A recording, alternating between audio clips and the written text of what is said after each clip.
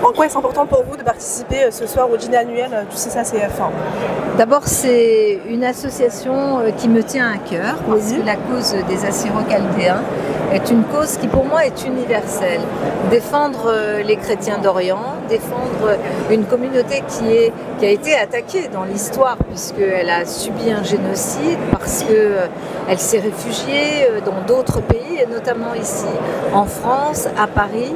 Cette communauté apporte aussi sa richesse, son engagement, un soutien très très fort aussi aux questions d'égalité femmes-hommes. En fait, c'est une communauté qui, par ses racines et son histoire, porte aussi les valeurs universelles qui sont celles qui résonnent avec celles de Paris et de la France.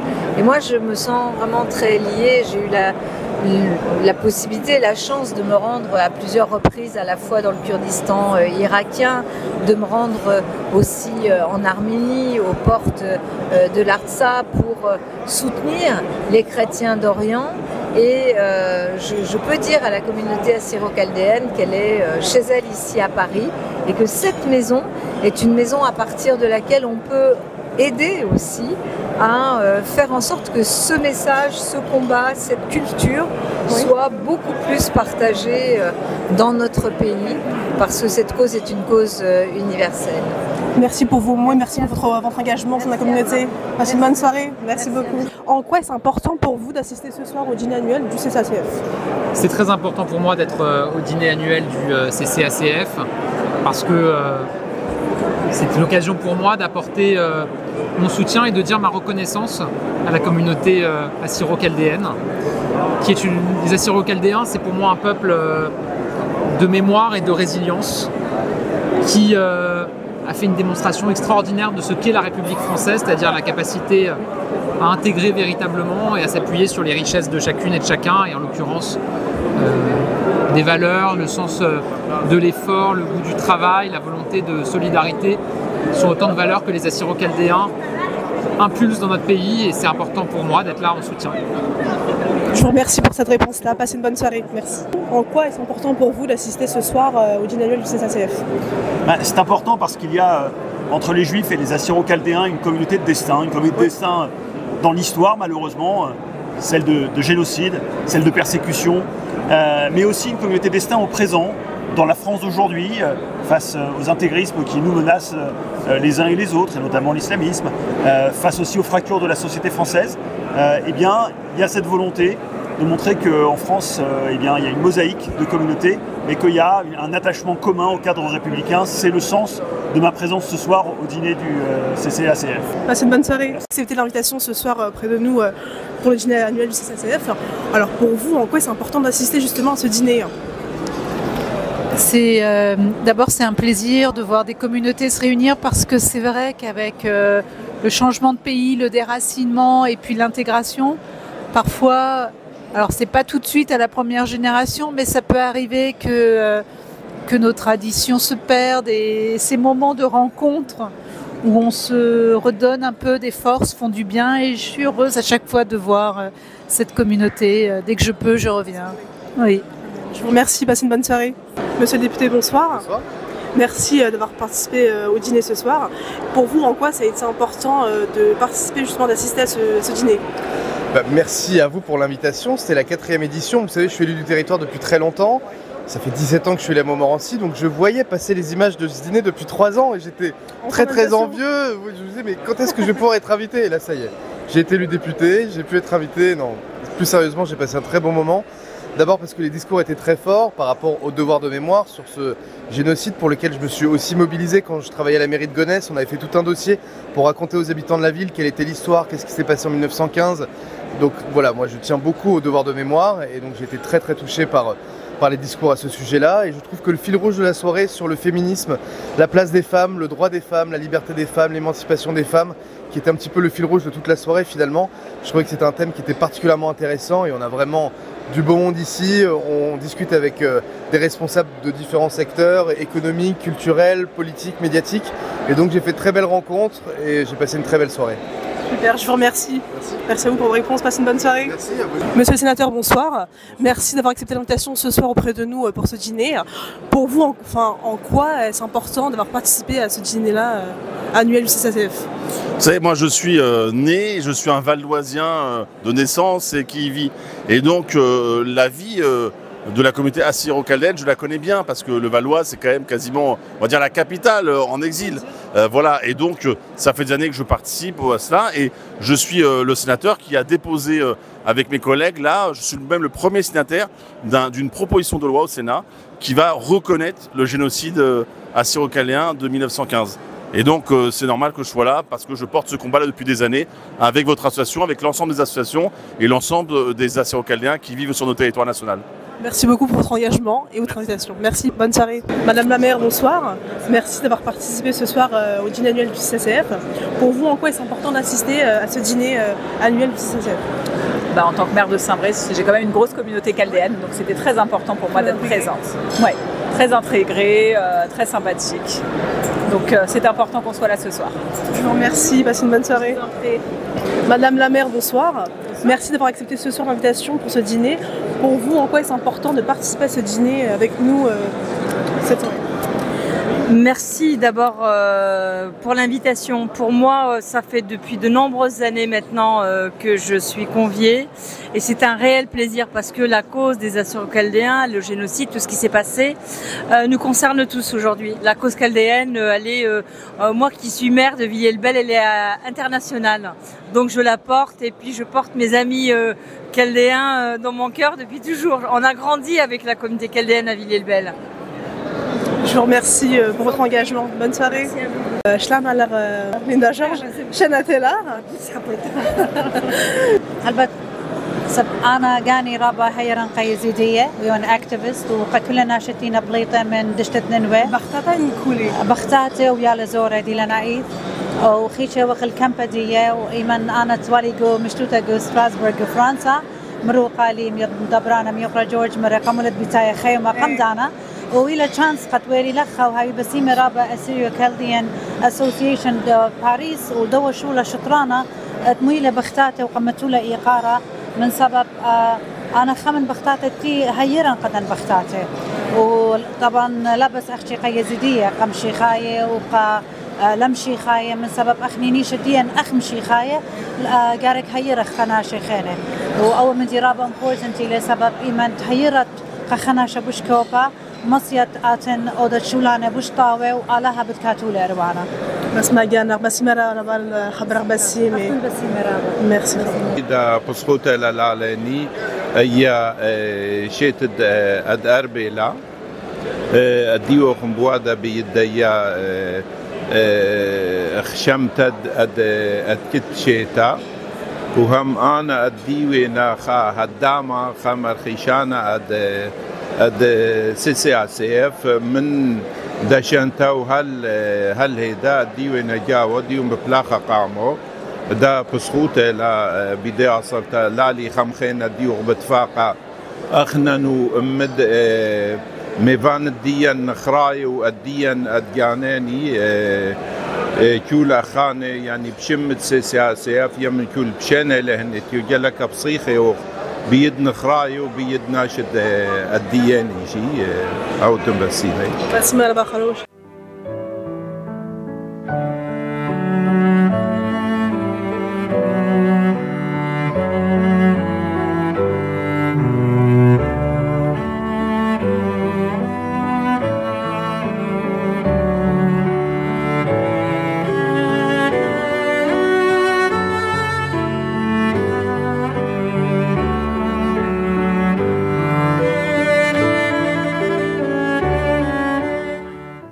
à cette 4e édition du dîner annuel du Conseil de coordination des Assyro-Chaldéens de France. Madame la maire de Paris, je dois vous avouer que c'est votre histoire et votre parcours qui ont inspiré, au-delà des bouleversements et des tensions qui secouent actuellement l'Orient, le thème de ce rendez-vous annuel du CCACF. Être femme au Moyen-Orient, résister pour exister. nous nourrissons pour la ville de Paris, que vous dirigez avec abnégation, un attachement tout particulier, et ce, à plusieurs égards. Vos adjoints présents à vos côtés ce soir, Anne Soragnan et Arnaud Gacha, ils sont pour quelque chose. Fidèles à l'amitié qu'ils portent à la communauté assyro-chaldéenne, ils ont toujours été présents aux côtés du CCACF, qui a constamment pu compter sur leur précieux soutien. Je profite de votre présence pour leur compter sur leur précieux soutien. Je profite de votre présence pour leur rendre hommage et leur exprimer notre profonde gratitude. C'est aussi et surtout grâce à eux que nous avons l'honneur de tenir ce dîner annuel ici, dans ce cadre exceptionnel. À l'été 2014, Madame la maire, alors que le monde préférait se focaliser sur une actualité intense, vous choisissiez de tourner votre regard vers les chrétiens d'Orient et les Yézidis, l'un des peuples les plus persécutés de l'histoire de l'humanité, dont je salue la présence parmi nous, l'un de ses représentants en France, mon cher ami Vitaly Nabiel. Bien, Monsieur le Président de la République, Monsieur le Premier ministre, Mesdames et Messieurs les ministres, Mesdames et Messieurs les élus, Messieurs les co-présidents du Conseil de coordination des Assyro-Chaldéens de France, chers Jean-Marc Labas et Georges Yaramis. Mesdames et Messieurs, très chers amis, je suis vraiment heureuse de vous accueillir parmi nous pour ce dîner annuel du Conseil de coordination des Assyro-Chaldéens de France.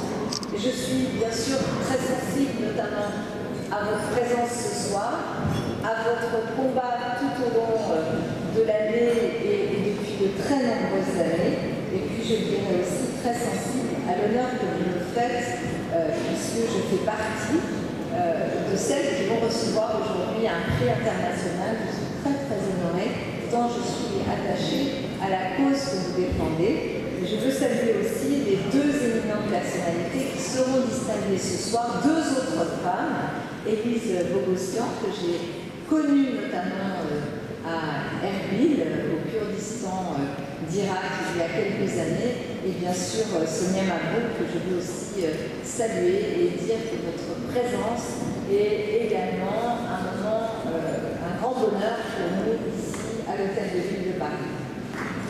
On peut les applaudir.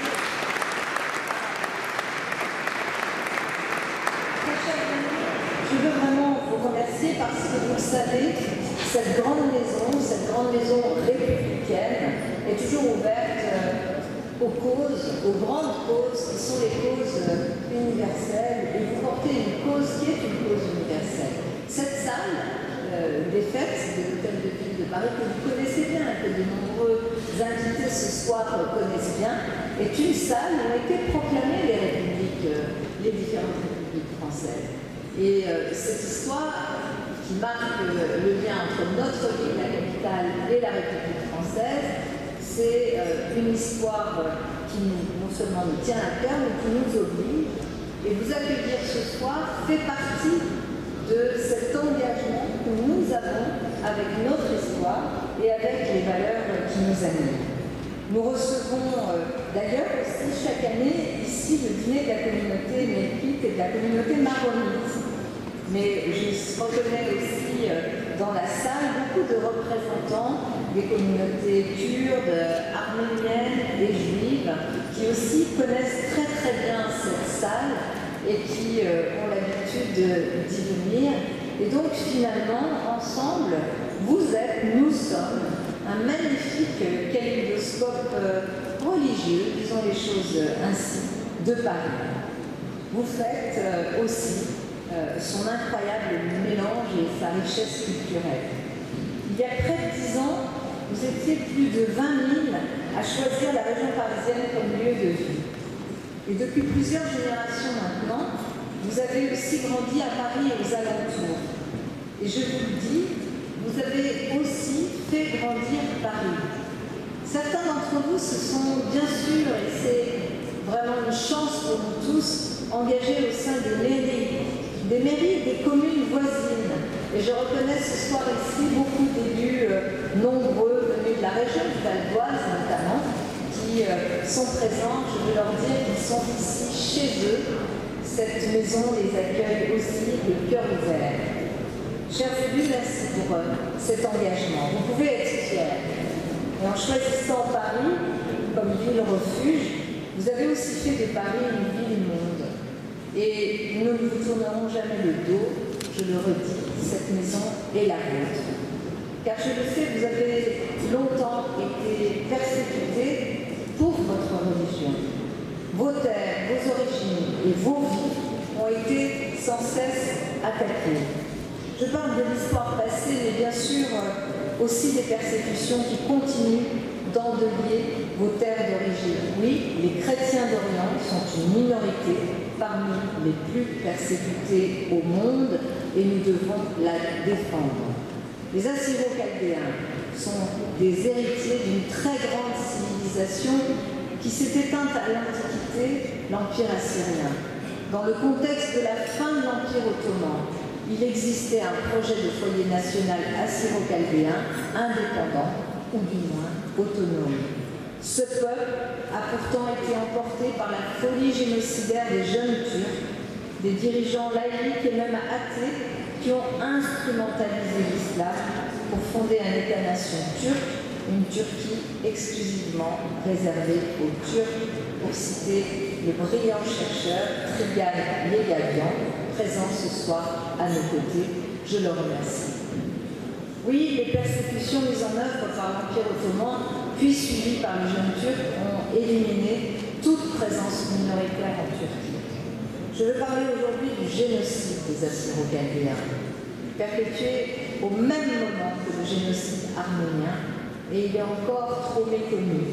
Et pourtant, entre 1915 et 1918, plus de 250 000 Assyro-Chaldéens, soit plus de la moitié de leur population totale à l'époque, ont été exterminés, principalement en Anatolie orientale et au nord-ouest de l'Iran. Chers amis, à l'heure où beaucoup de survivants ont fui, il reste des chrétiens d'Orient ancrés et attachés à leur terre natale. Aujourd'hui, ils sont encore la cible d'une violence inouïe. La folie meurtrière de Daesh a conduit au massacre de nombre des vôtres au Kurdistan d'Irak, dont je salue le représentant ici, cher Ali Dolamani. En août 2023, je suis avec une délégation d'élus, parmi nous il y avait aussi Bruno Retailleau. Nous sommes allés jusqu'à la frontière de l'Artsakh, juste avant l'invasion de ce pays par l'Azerbaïdjan. Je sais à quel point les populations chrétiennes y sont menacées. Je l'ai dit, c'est une région que je connais et j'ai eu l'occasion de me rendre aussi souvent au Kurdistan d'Irak. Depuis l'Égypte, en passant par le Liban, la Syrie jusqu'à l'Arménie, les chrétiens d'Orient ont besoin de notre soutien. Paris ne les oublie pas, ne les oubliera jamais. Il y a un an à peine, le 28 janvier 2024, l'attaque d'une église d'Istanbul revendiquée par Daesh témoignait encore de cette violence acharnée et toujours vivante. Aujourd'hui, l'église copte d'Égypte, qui vit toujours dans la crainte des attaques terroristes. Et selon le rapport annuel de l'ONG protestante Portes Ouvertes, le niveau de danger pour les chrétiens en Orient est extrêmement fort. Les ravages des guerres dans ces zones orientales ne font qu'amplifier cette alerte. À ces mots, je n'ai qu'une question en bouche. Quand cela va-t-il finir? Quand est-ce que les minorités religieuses auront enfin la voie libre? Car tout ce qu'elles demandent, c'est de pratiquer leur religion, leur culture en paix. Chers amis, je vous le redis, Paris sera toujours avec vous. Le 8 février 2023, nos sénateurs, et je sais que Rachid Temal est aussi dans la salle, je tiens à le saluer aussi, ont voté à une écrasante majorité la reconnaissance du massacre des Assyro-Chaldéens en 1915 comme constituant un génocide. Cette résolution s'est transformée en proposition de loi et elle doit désormais faire son chemin au Sénat, où elle est portée par de courageux élus. J'ai cité bien sûr Rachid Temal, mais aussi nos conseillers ici, conseillers de Paris et sénateurs, cher Rémi Ferraud, cher Colombe Rosset, je peux dire aussi cher Francis Pinaire. En décembre 2024, lors du Conseil de Paris, j'ai aussi fait adopter un vœu sur la situation des communautés kurdes et chrétiennes de Syrie. Le Conseil de Paris a adopté ce vœu à l'unanimité et je m'en félicite. Désormais, nous devons parvenir à une reconnaissance officielle par la France du génocide des Assyro-Chaldéens, là où notre pays commémore à juste titre les victimes du génocide arménien, il doit aussi penser aux Assyro-Chaldéens. Je souhaite que ces demandes aboutissent au plus vite, car vous le savez, j'ai toujours été à vos côtés dans ce combat. Je veux vous dire aussi, dans les propositions symboliques importantes que je souhaite faire, je souhaite qu'un lieu de Paris, une place, une rue, soit nommé en hommage à l'amitié entre Paris et la communauté assyro-chaldéenne.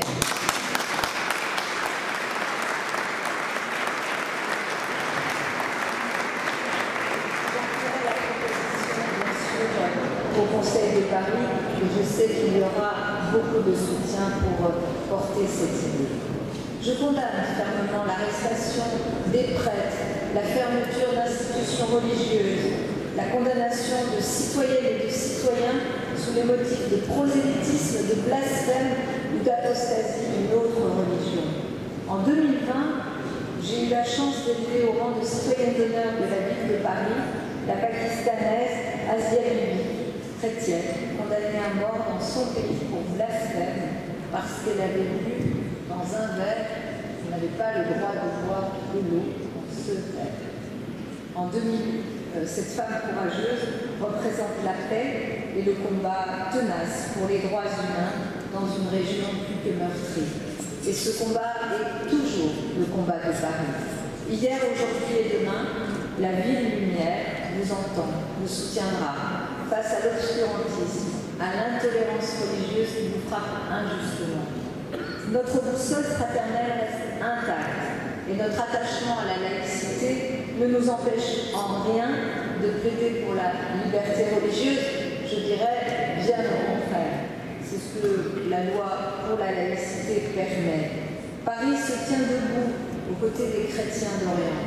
Et ce dîner n'est que le rappel d'une longue histoire de partage et d'amitié avec vous tous. Ce soir, je veux dire que cette amitié a une place particulière dans nos cœurs, ici au cœur de Paris. Je veux vous dire aussi que le combat que vous menez, que nous menons avec vous, est un combat universel. C'est un combat pour la démocratie, c'est un combat pour la liberté, c'est un combat que nous portons ensemble. Nous savons qu'il y a des vents mauvais partout sur la planète pour combattre ce que nous sommes ensemble avec nos différences, mais nous serons debout, comme nous l'avons toujours été, dans cette ville lumière, dans cette ville dont Victor Hugo disait « le genre humain a des droits sur Paris ». Oui, et Paris sera toujours engagé aux côtés de celles et ceux qui, dans le monde, ont besoin que l'on appuie, que l'on reconnaisse et que l'on proclame les droits humains. C'est le cas de cette très très belle communauté assyro-chaldéenne. Je vous remercie.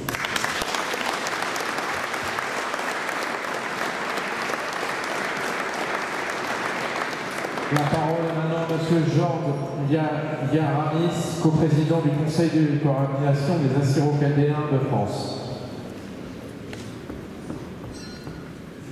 Monsieur le vice-président du Sénat, Monsieur le Premier ministre, Mesdames, Messieurs les ministres, Mesdames, Messieurs les parlementaires, Monsieur le préfet, Madame la maire de Paris, Mesdames, Messieurs les ambassadeurs et consuls, Monsieur le représentant du parti de Donald Trump, Mesdames, Messieurs les conseillers régionaux et départementaux, Mesdames, Messieurs les maires et les élus, Mesdames, Messieurs les représentants des cultes, Mesdames, Messieurs les présidents, mesdames, messieurs.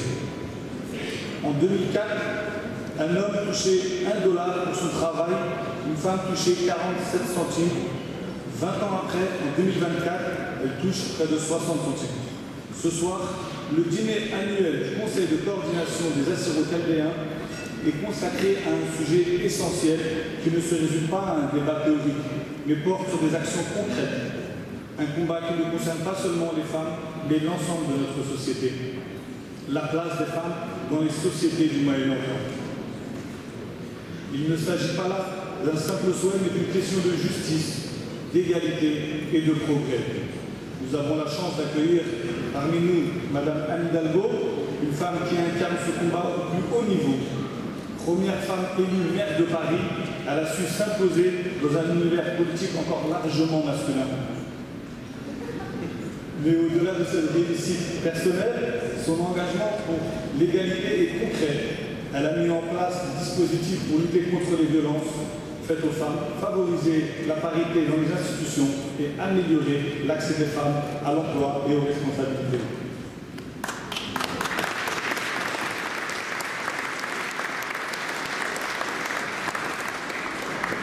Paris est aujourd'hui une ville pionnière dans la lutte pour l'égalité des sexes grâce à des politiques publiques ambitieuses et des actions concrètes qui font une réelle différence dans la vie d'une femme. Mais cette réalité est loin d'être partagée partout dans le monde. L'éducation des filles, qui devrait être un droit fondamental, est encore un privilège dans certains pays. Malala Yousafzai, à seulement 11 ans, dénonçait déjà cette injustice dans son Pakistan natal. À 15 ans, elle a survécu à une tentative d'assassinat des talibans qui voulaient punir son courage. Mais au lieu de céder à la peur, elle a transformé cette épreuve en un combat mondial. Grâce au Malala Fund, elle finance aujourd'hui des écoles et des programmes éducatifs pour les filles dans des pays comme l'Afghanistan, le Nigeria et la Syrie. Car une fille qui apprend, c'est une fille qui s'émancipe, qui travaille, qui participe au développement de son pays. Mais que vaut l'éducation si une femme n'a pas la liberté de disposer de son propre corps, de vivre sans peur? En Iran, Mahsa Amini a été arrêtée et battue à mort pour un voile mal porté. Son décès a déclenché une vague de protestations sans précédent. Des milliers de femmes ont retiré le voile en signe de défi. Des manifestations ont embrasé le pays sous le cri de Jihan Azadi, femme, vie, liberté.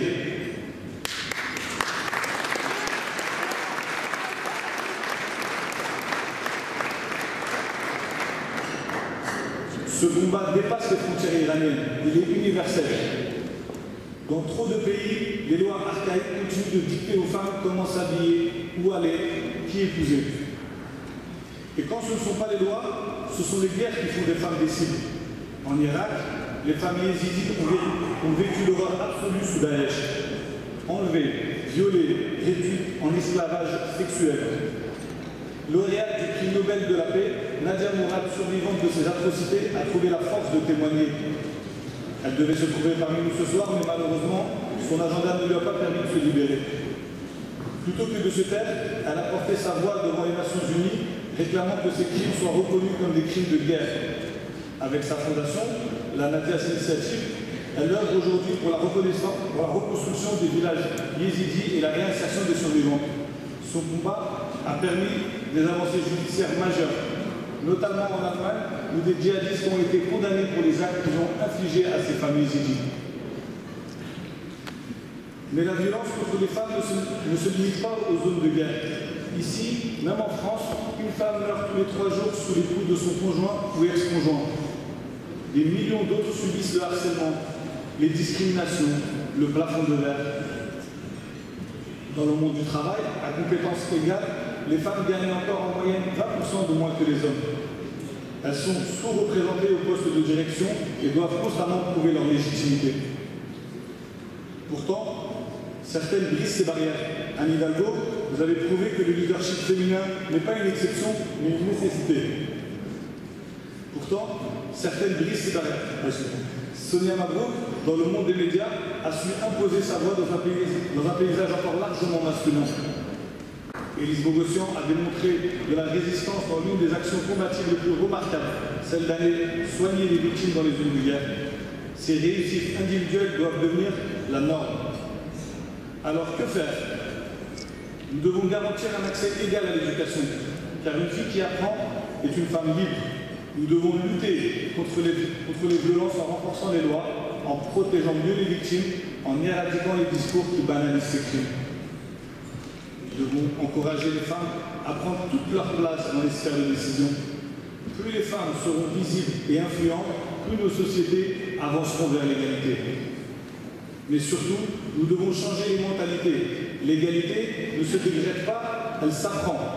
Elle commence dès l'enfance, dans l'éducation que nous donnons à nos filles et à nos garçons. Il est temps d'en finir avec les stéréotypes qui enferment les unes dans la douceur et les autres dans la domination. L'histoire nous montre que chaque avancée pour les droits des femmes a été obtenue grâce à celles et ceux qui ont refusé l'injustice. Malala Yousafzai, Massa Amini, Nadia Morad, Anne Hidalgo, Sonia Mabrouk, Élise Bogossian et tant d'autres nous rappellent que le courage et la détermination peuvent faire basculer le cours de l'histoire.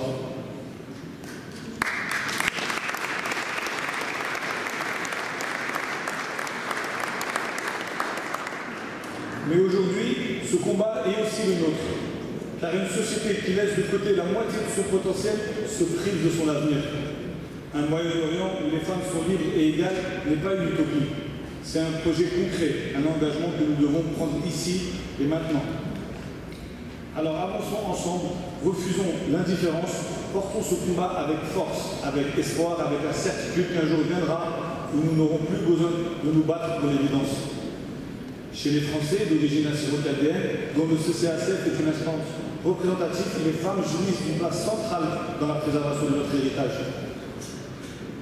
J'aimerais également rappeler que la communauté assyro-chaldéenne que j'apprécie de guider vers un état d'esprit de tolérance et de réceptivité en restant viscéralement attaché aux valeurs républicaines de ce pays qui nous a accueillis est un modèle d'intégration animé par la fierté de servir sa nation, par la proximité avec les différents représentants politiques, institutionnels et diplomatiques qui nous accompagnent dans la défense des causes nobles que nous portons. En l'espace de quelques années, le CCACF a su devenir un porte-parole privilégié de ces indéfectibles qui nous unissent et continuera, je peux vous l'assurer, à porter la voix des femmes et des minorités persécutées sur la terre de nos ancêtres. Avant de terminer, je veux remercier le corps préfectoral de notre département du Val-d'Oise par leur engagement et leur vigilance. Ils assurent la protection de notre communauté et de l'ensemble des citoyens. Leur travail sur le terrain est essentiel à la cohésion et à la sécurité de notre territoire.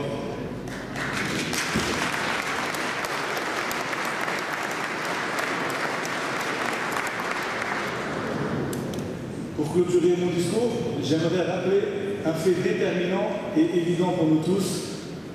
Si les femmes s'arrêtent, eh bien le monde s'arrête.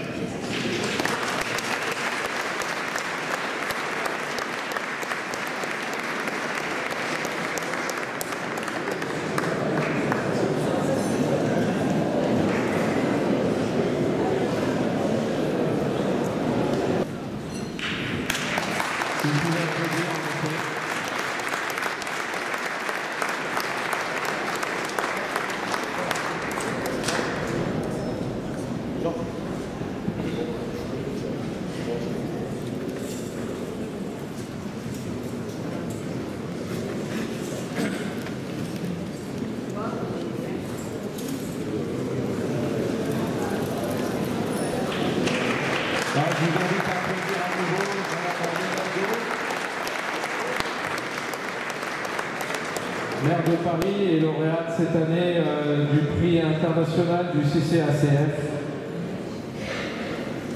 Vous pouvez applaudir.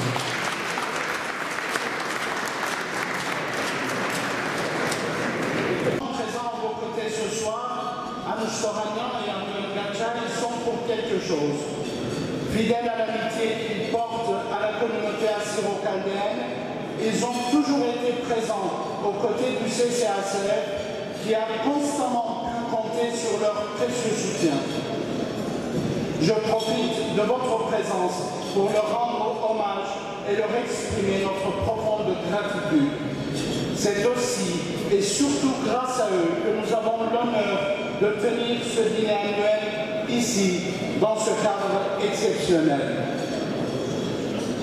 À l'été 2014, Madame la maire, alors que le monde préférait se focaliser sur une actualité intense, vous choisissiez de tourner votre regard vers les chrétiens d'Orient et les Yézidis, l'un des peuples les plus persécutés de l'histoire de l'humanité, dont je salue la présence parmi nous, l'un de ses représentants en France, mon cher ami Vitaly Nabiev.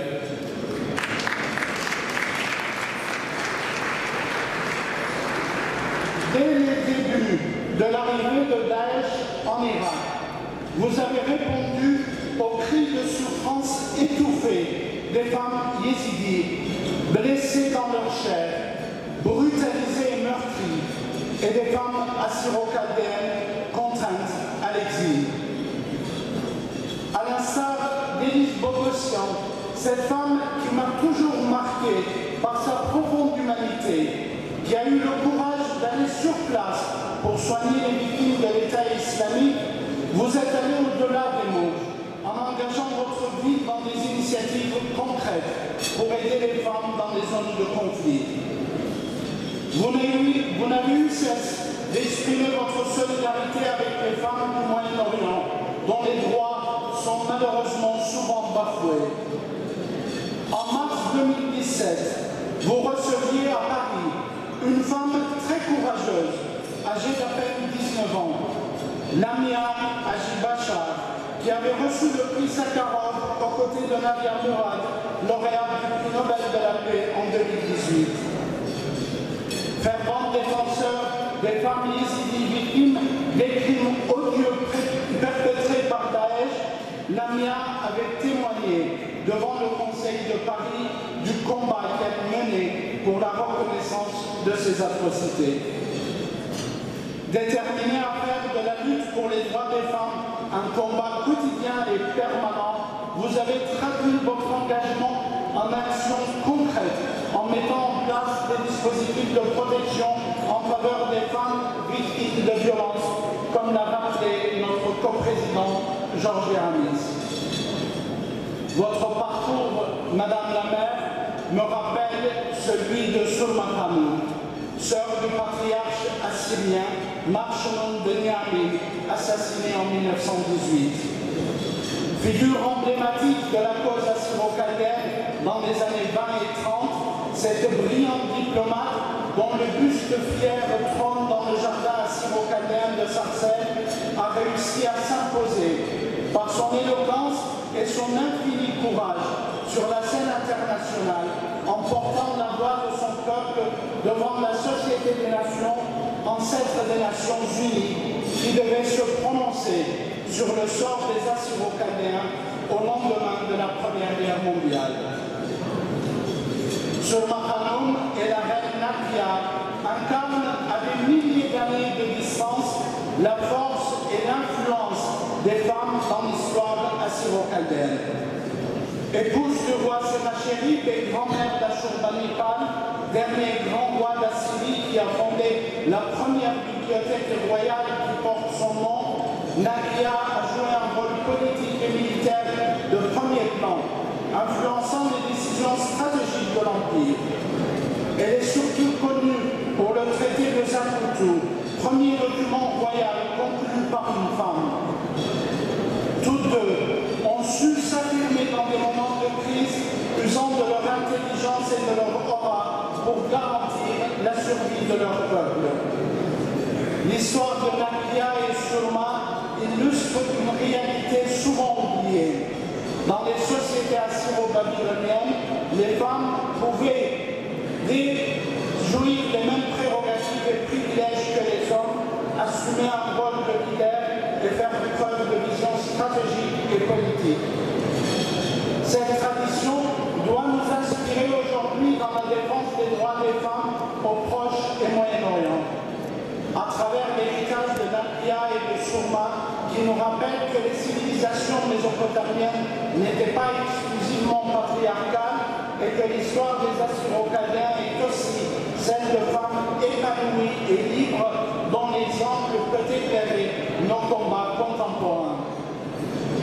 En langue araméenne, l'épouse est parfois appelée Baneta, celle qui construit.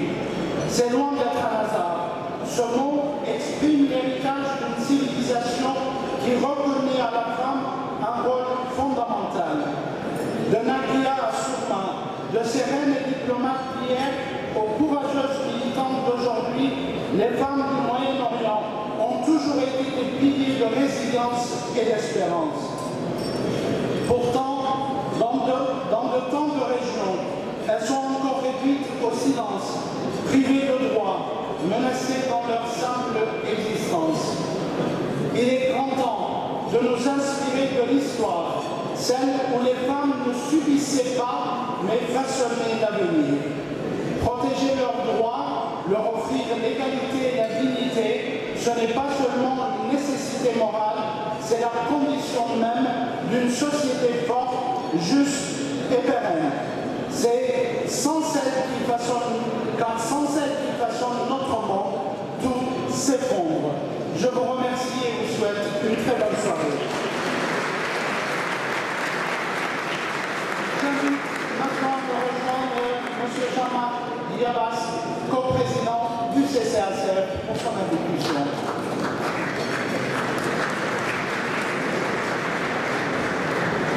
Monsieur le Président de la République, Monsieur le Vice-président du Sénat, Monsieur le Premier ministre, Mesdames et Messieurs les ministres, Mesdames et Messieurs les parlementaires, Monsieur le Préfet, Madame la maire de Paris, Mesdames et Messieurs les ambassadeurs et les consuls, Mesdames et Messieurs les conseillers régionaux et départementaux, Mesdames et Messieurs les maires et élus, Mesdames et Messieurs les représentants des cultes, Mesdames et Messieurs les présidents, Mesdames et Messieurs. La liberté des femmes est le baromètre de la liberté de toute la société. Cette citation me vient de l'une des figures féministes les plus influentes du monde arabe, Nawal El-Saadawi. Une femme grande sagesse, une militante infatigable et écrivaine, qui a dédié sa vie à la lutte pour les droits des femmes dans le monde où leur place est souvent ignorée, maltraitée, voire réprimée. Au-delà de ces mots, il y a un appel à l'action, un cri d'alarme, car cette liberté de femmes dans la société du Moyen-Orient est plus que jamais menacée. Dans de nombreuses régions du Moyen-Orient, les femmes sont encore confrontées à des obstacles majeurs qui limitent leur autonomie, leurs droits et leur capacité de participer pleinement à la société. La question des droits de femmes n'est pas un sujet secondaire. Elle est au cœur des préoccupations sociales, politiques et économiques. Ce soir, nous avons la chance d'avoir parmi nous Madame Ogotion, fondatrice de l'organisation non gouvernementale et disquaire, qui a vu le jour en 2013. Elle est également militante engagée dans plusieurs causes sociales et humanitaires.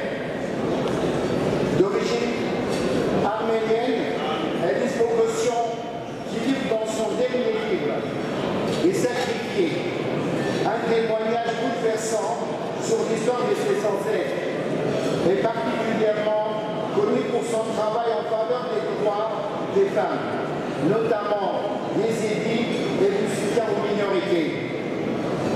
L'un des obstacles majeurs auxquels les femmes du Moyen-Orient sont confrontées est celui des lois discriminatoires.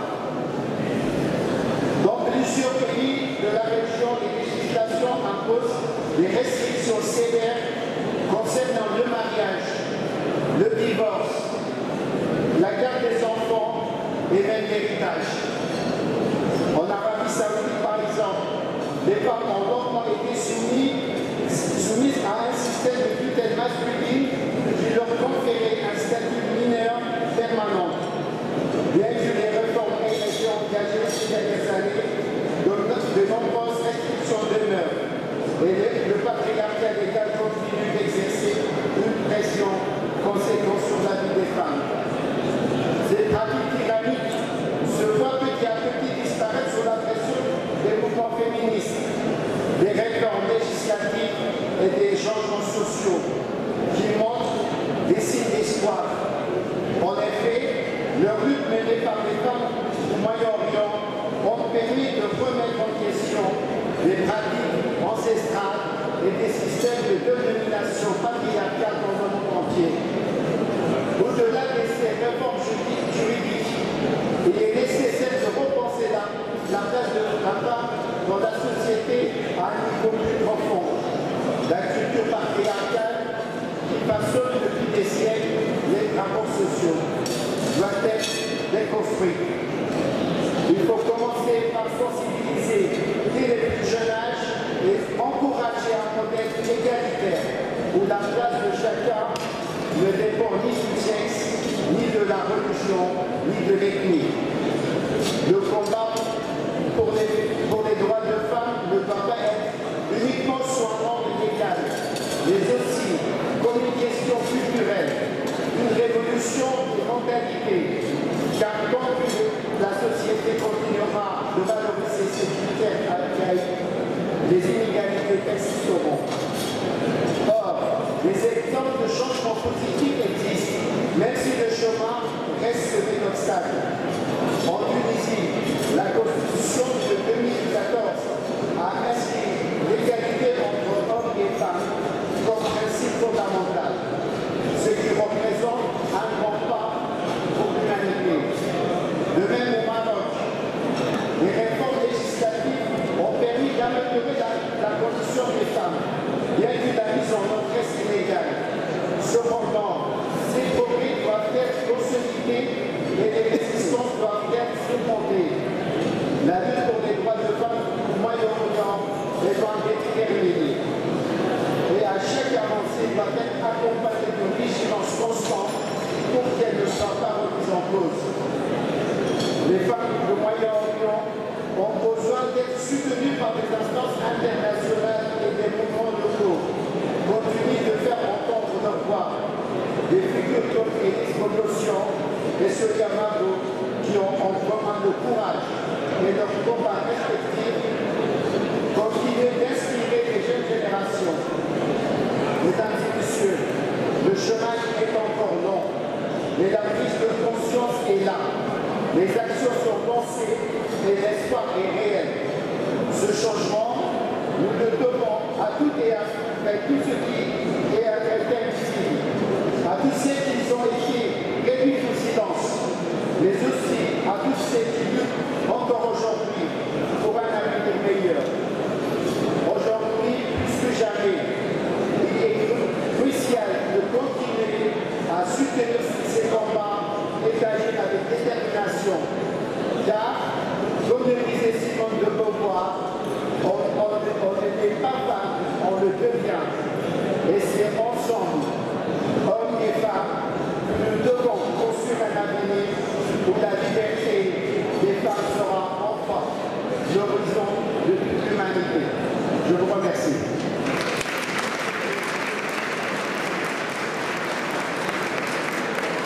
Monsieur le Premier ministre, cher Gabriel, Mesdames et Messieurs les sénateurs et députés, mes chers collègues, Mesdames, Messieurs, chers amis, Shlama.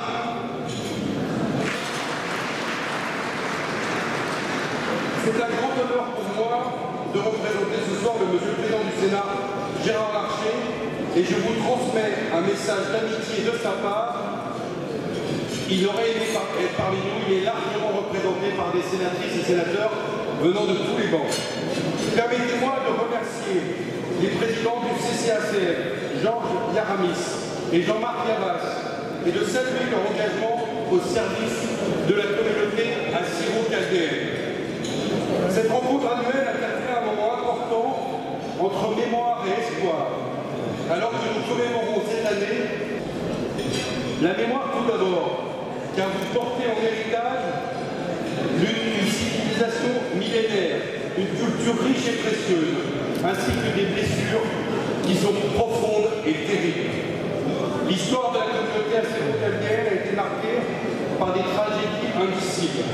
Parmi les plus sombres de ces tragédies, nous devons nommer le génocide des Assyriens, des Chaldéens et des autres minorités chrétiennes du Moyen-Orient, méthodiquement planifié et orchestré par l'Empire ottoman.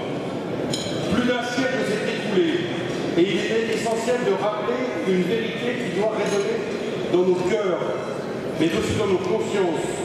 Ces crimes ne sont pas seulement des atrocités du passé, elles sonnent encore comme une menace pour l'avenir tant qu'elles ne sont pas avouées et assumées. Faire connaître et reconnaître les atrocités et les souffrances subies par les minorités chrétiennes de l'Empire ottoman et par les populations assyro-chaldéennes est un combat, aujourd'hui encore, un combat contre l'oubli et contre la réitération de ces tragédies.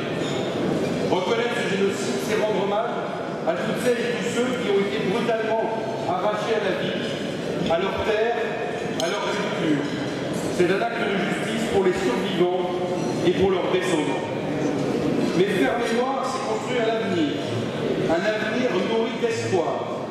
Le Sénat de la République française, fidèle à ses engagements, a voté une résolution le 8 février 2023, invitant le gouvernement à reconnaître le génocide des Assyro-Chaldéens de 1915 à 1918. Nos collègues de l'Assemblée nationale ont suivi ce mouvement en adoptant à leur tour, le 29 avril 2024, une résolution allant dans le même sens. Ces résolutions marquent un pas décisif. Mais je vous le dis, ce n'est qu'un premier pas. Dès 2022, mes collègues Bruno Retailleau, alors sénateur, et Valérie Boyer avaient déposé une proposition de loi pour que la France reconnaisse pleinement et officiellement ce génocide. Un second texte a ensuite été déposé par Rachid Temal et toujours par Valérie Boyer. Notre objectif est de faire en sorte d'aboutir à un texte transpartisan qui puisse être adopté au Sénat dès cette année. Le groupe de liaison avec les chrétiens d'Orient, qui est désormais présidé par notre collègue Étienne Blanc, présent ici ce soir, va y travailler afin d'aboutir à un texte qui emporte l'adhésion de tous les groupes politiques du Sénat. Nous savons qu'il reste encore bien des obstacles, des résistances parfois, mais l'histoire nous apprend qu'aucune vérité ne peut être étouffée, aucune souffrance ne doit être réduite au silence. La reconnaissance du génocide des Assyro-Chaldéens est un acte fondamental de réconciliation, mais aussi un impératif moral auquel la France ne doit pas se dérober. Alors tournons-nous vers l'avenir. Je le sens ici, je l'ai perçu au Moyen-Orient, le rôle de la communauté assyro-chaldéenne est essentiel. Vous n'êtes pas seulement les témoins d'une histoire et d'une civilisation, vous êtes aussi les bâtisseurs d'un avenir. Par la transmission de cette histoire aux générations futures, vous êtes aussi un pont entre les cultures, les défenseurs de valeurs universelles, d'égalité, de liberté et de fraternité que nous avons en partage. Ensemble, nous pouvons envisager un futur où la mémoire des souffrances passées nourrira un monde plus juste où vos enfants, vos petits-enfants grandiront dans une France qui respecte leur histoire et les considère comme une partie indissociable de son propre récit. Et pour conclure, je vous remercie vraiment, en particulier comme membre de la délégation aux droits des femmes du Sénat, d'avoir choisi le thème si important des femmes au Moyen-Orient, de leur existence, de leur combat. C'est absolument essentiel d'appuyer par cette soirée le combat de ces femmes qui est un combat universel. Je vous remercie. Merci beaucoup, Monsieur le vice-président du Sénat, cher Hervé. Je tenais aussi à remercier pour leur présence les nombreux maires et élus qui sont présents ce soir aux côtés du CCACF et de la communauté assyro-chaldéenne. Je vais encore rappeler ceux du Val-d'Oise pour certains, le Mélès, maire de Garges, Catherine Deltra, maire d'Aigouan, Jean-Pierre Blasi, maire de Gonesse, Gilles Tétage, maire de Villiers-le-Bel, et d'autres maires de Paris, de différents arrondissements de Paris et d'autres maires de la région. Je vous retrouverai tout à l'heure pour la remise des prix du CCACF à Élise Bogossian et Sonia Mabrouk en compagnie de nos coprésidents et de Daniel Auguste, le directeur des relations institutionnelles du CCACF.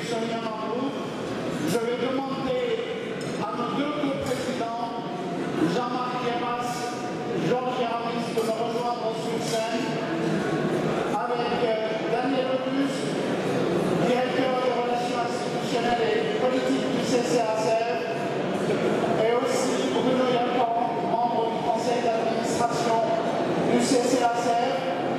Et je profite du peu de temps qui me reste pour remercier les ambassadeurs et les représentants diplomatiques qui nous accompagnent ce soir, qui nous font l'honneur de leur présence. J'aimerais saluer la présence de M. Barzilai pour l'ambassade des États-Unis, de Mme Manzila, chef de l'ambassade de Grèce. J'aimerais remercier M. Delamarie, représentant du gouvernement régional du Kurdistan, le représentant de l'ambassade d'Arménie, mais aussi du Liban qui sont présents ce soir parmi nous. Et maintenant, je vais céder la parole à Daniel Auguste qui travaille d'arrache-pied depuis plusieurs mois pour organiser avec nous ce dîner. Et il va nous parler de l'engagement de ces deux femmes fortes que sont Élise Bogossian et Sonia Mabrouk, à qui nous allons remettre leur prix, et ensuite vous pourrez profiter des desserts qui vous ont été préparés par Vincent Samuel. Merci beaucoup de votre attention.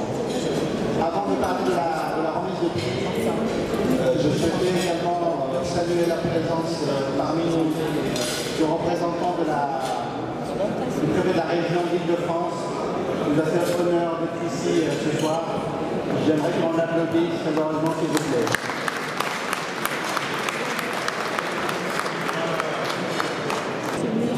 En premier, Linda George, qui vient direct des États-Unis spécialement pour le dîner du CCACF. Je voudrais également aussi remercier Anne-Marie Mani, avocate, qui est venue pour voir de Beyrouth pour être parmi nous ce soir. Je la remercie particulièrement. Les agrégés de Rachid Pénal, je suis sûr qu'il a bonne compagnie. Et enfin, la dernière, c'est Zilpira, qui vient de Yerevan, Arménie, depuis la réunion d'organisation européenne. Je vous salue également. Merci de votre déplacement, de nous avoir honoré par votre présence. Il reste deux remises de prix à faire pour deux personnes, pour ne pas dire de grandes personnalités nationales voire internationales. Sans tarder, je vais appeler Élise Bogossian ainsi que Sonia Mabrouk sur scène, s'il vous plaît.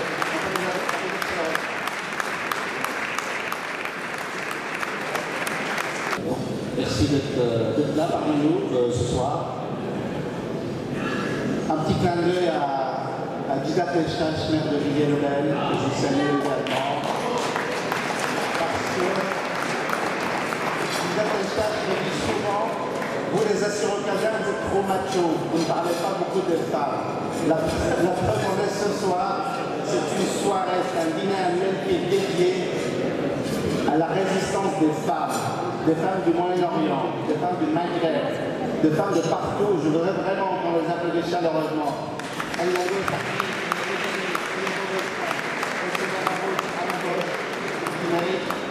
Quand même qu'on les salue ce soir. On va commencer par la remise des prix à Élise Bogossian. Élise, merci de ta présence. On voudrait te remettre ce prix-là qui sera remis par le co-président du CCACF, Jean-Marc Guéras. On peut les applaudir s'il vous plaît.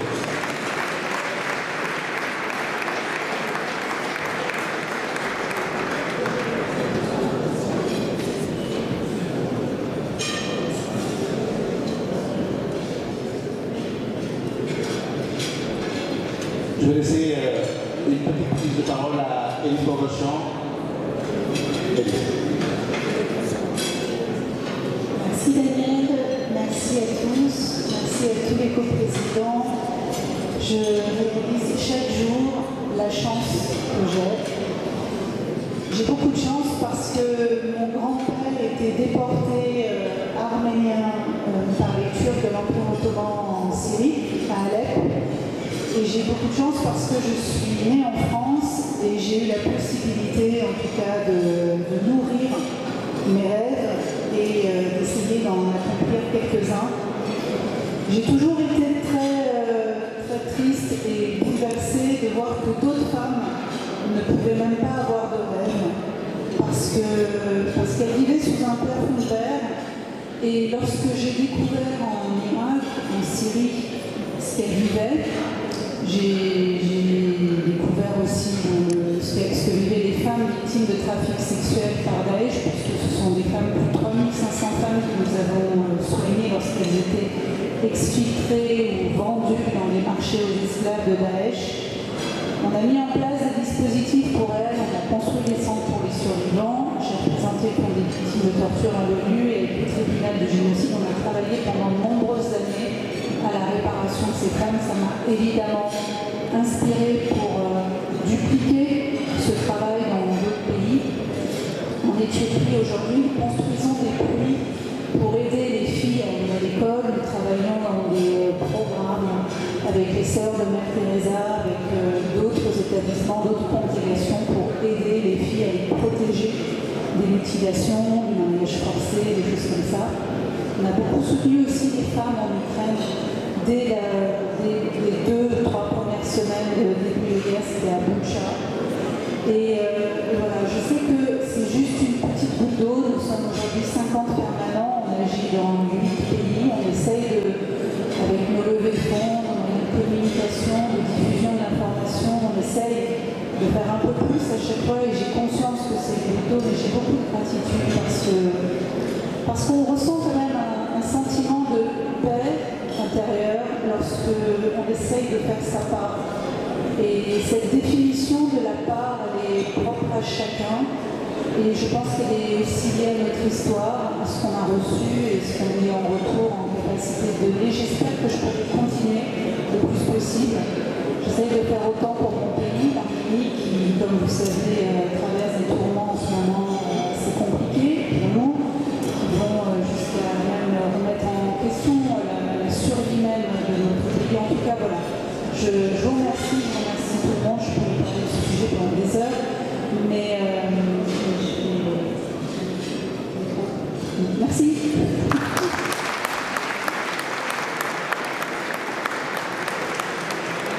Merci beaucoup Élise pour tes bons mots, qui est synonyme aussi d'une forme d'énergie pour le CCASF, pour poursuivre ses actions, pas uniquement pour les Assyro-Chaldéens. Ça va au-delà, c'est aussi continuer à tisser nos relations avec nos amis, nos frères, nos sœurs, qui sont de la communauté juive, qui sont de la communauté maghrébine, qui sont de la communauté grecque, chypriote, yézidi, et au-delà. Votre présence, c'est une force pour nous. Merci à vous tous, aux chefs d'entreprise qui sont là, aux diplomates qui sont là, aux élus très nombreux du Val d'Oise. J'aimerais vraiment qu'ils nous applaudissent. Les Palestiniens sont très nombreux. Et les applaudir aussi. On va passer au troisième prix que le comité d'organisation du CCASF a décidé de décerner à une femme qui est également, pour moi, pour nous tous, je suis certain, une résistante, uniquement à travers son travail. Son professionnalisme, qui fait qu'il faut les soutenir, ces gens-là, il faut soutenir cette femme à continuer d'exercer son métier avec neutralité, sans jamais céder à aucun chantage, ni de communauté, ni aucun autre individu dans notre pays, notre beau pays, la France. Je voudrais vraiment qu'on applaudisse Sonia Mabrouk à mes côtés. Je ne veux pas vous citer son CV que je ne connais pas particulièrement en détail. Vous le savez mieux que moi, son engagement, son travail, encore une fois. C'est une forme de résistance aussi contre ceux avec lesquels nous avons des grandes différences. Très, très importantes dans cette société. Notre façon de lui remettre, de lui décerner ce prix-là, est pour lui dire, quand Alice Bogossian, Candidato, qui a remis le premier prix, Nous sommes derrière vous. Continuez à faire votre travail. C'est la meilleure ligne qui puisse exister pour que notre République continue d'exister en France et ailleurs. Donc ce troisième prix est dédié à Sonia Mabrouk. Si je ne me trompe pas, c'est un prix très symbolique parce qu'il est écrit dessus le code Hammurabi. Pour ceux qui ne savent pas, c'est le premier code civil qui a été créé pour régir nos sociétés. Donc les codes civils aujourd'hui également sont inspirés de ce code Hammurabi qui a été écrit par les Assyro-Chaldéens. J'ai réduit un petit peu parce que vous avez les Babyloniens, les Assyriens, les Akkadiens et j'en passe, même moi je sais plus qui ils sont à un moment donné. Je voudrais qu'on applaudisse Sonia Mabrouk et puis je vais remettre ce prix moi-même.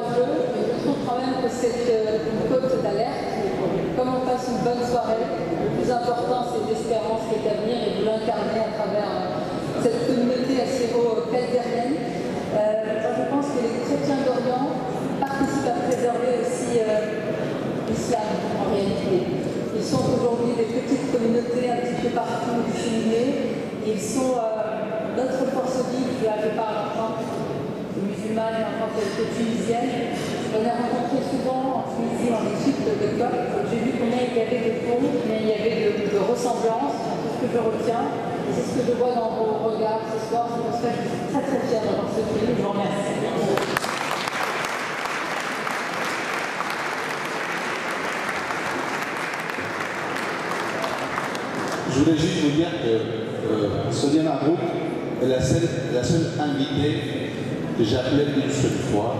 Elle a accepté d'être parmi nous ce soir. On les applaudit chaleureusement, s'il vous plaît. Merci beaucoup, Sonia Mabrouk et Lise Beaubassan, monsieur le co-président, Jean Daniel. Et maintenant, nous allons, comme je l'ai promis, conclure cette soirée en beauté parce que le chef Vincent Salur, que vous connaissez probablement tous, nous a préparé une jolie surprise. Et ce soir, en dessert, il vous propose un trompe-l'œil, mais aussi une rose qui sera le symbole de cette soirée, le symbole de cet attachement que nous avons pour les droits des femmes au Moyen-Orient. Je tiens à remercier les services techniques et les services de protocole de la mairie de Paris de nous avoir accueillis ce soir dans cette très belle salle de l'hôtel de ville. Je tiens à remercier l'ensemble du conseil d'administration, du conseil de coordination des Assyro-Chaldéens de France, mais aussi les bénévoles qui étaient très nombreux ce soir à vous accompagner, à vous guider dans les détails de l'hôtel de ville et j'aimerais que vous les applaudissiez. Et je vous donne rendez-vous l'an prochain pour la 5e édition du dîner annuel du Conseil de coordination des Assyro-Chaldéens de France.